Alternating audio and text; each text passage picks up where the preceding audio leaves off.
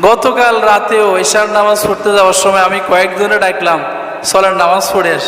হুজুর আপনি আমি আসতেছি। এরকম আছে না নাই?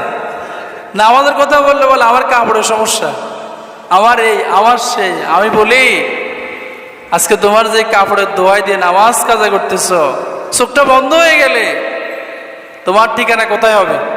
জাহান্নাম। আর যারা শীতকালে কষ্ট করে ঠান্ডা পানি দিয়ে অজু করে মসজিদে এসে নামাজে দাঁড়ায়, তাদের ঠিকানা কোথায় হবে? জান্নাতে।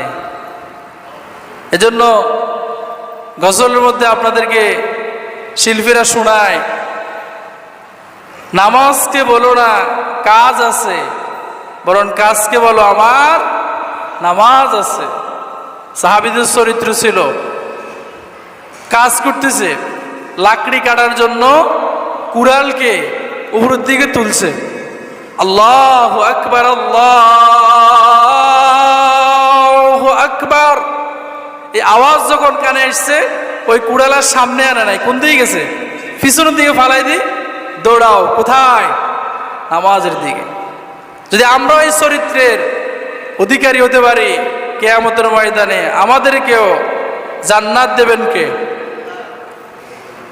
এজন্য নবী করিম সাল্লাল্লাহু আলাইহি ওয়াসাল্লাম একদা সাহাবীদের জন্য দোয়া করলেন।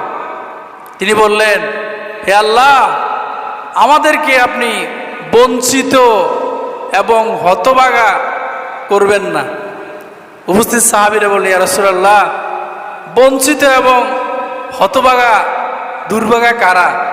তখন নবীজি তাদের উত্তরে বললেন, তারিকুস সালাত, যারা নামাজ তরক করে, নামাজ ছেড়ে দেয়, এরা হচ্ছে বঞ্চিত এবং তারা হচ্ছে হতভাগা, কপাল ফোড়া। কথা বলে ঠিক কিনা?